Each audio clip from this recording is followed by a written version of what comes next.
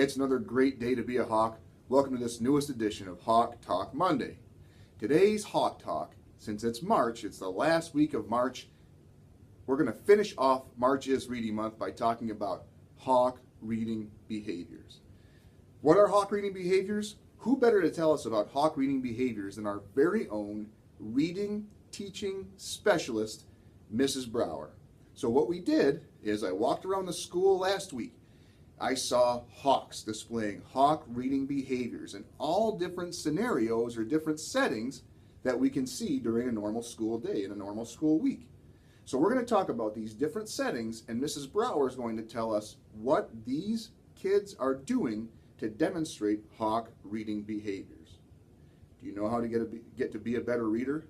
You get to be a better reader by reading, especially reading if you're using good reading habits that your teachers are teaching you. So watch these scenes, listen to Mrs. Brower's advice, and make sure that you're always reading like a hawk. Hello, Harvey Hawks. I'm so happy you are tuned in and that you just heard what Mr. Phillips said, that you become a better reader by reading. That is exactly right. And in this segment, you see some first graders searching for just right books that they know they can read all by themselves during independent reading time. They look like serious shoppers who are taking the time to pick books that are just right, that they know they can read the whole time and grow themselves as readers. Now here are some independent readers who definitely look like they are reading during their independent reading time.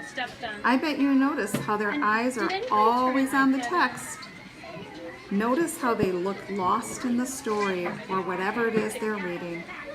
Yes, it is very obvious these children made just right choices, and they are really helping themselves because they are reading the whole time and growing themselves as readers. And now let's look at some partners reading. This is one of my favorite parts of Reading Workshop because it's a time for readers to show what they know and to learn from each other. Notice how the reader is looking at the text and really seems to be paying a lot of attention to that book. And wow, look at the partner. She sure seems interested and really seems to take her partnership seriously. Way to go. Sometimes partner share is with more than one partner, and that's great because that means more friends to show what they know and to learn from. Here you see three students who look very, very interested in what their friend is reading. I like how they look like they know what their job is exactly. Notice how that one person's pointing at the text. Notice how they're turning the pages patiently and all of their eyes are looking at the story. What a great partnership. And when readers aren't reading independently or with partners, they are with a teacher. Sometimes it's a large group, sometimes it's not. Regardless of the size of the guided reading group, the job of the reader is the same. Notice how I'm giving Riken time to do the things that he knows how to do to help himself as a reader. I see him using his finger when words get tricky. I see him looking at the pictures to help him understand the story. Way to help yourself, Riken. And I love that smile that tells me you're happy about reading. And now it's time to talk about Read Aloud. Another one of my favorite parts of Reading Workshop. Everybody loves Read Aloud because it's a time to expose students to new and interesting vocabulary, and a time to allow students to think about what's being read and to talk about what's being read.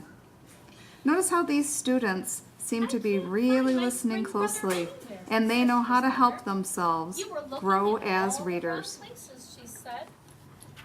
And now we're in a classroom where the teacher's working with a student while the rest of her class is reading and writing about their reading independently.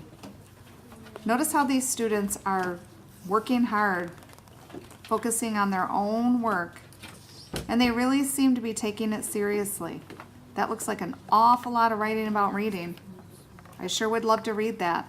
I bet there's some good thinking there. Notice how these students are not distracting others.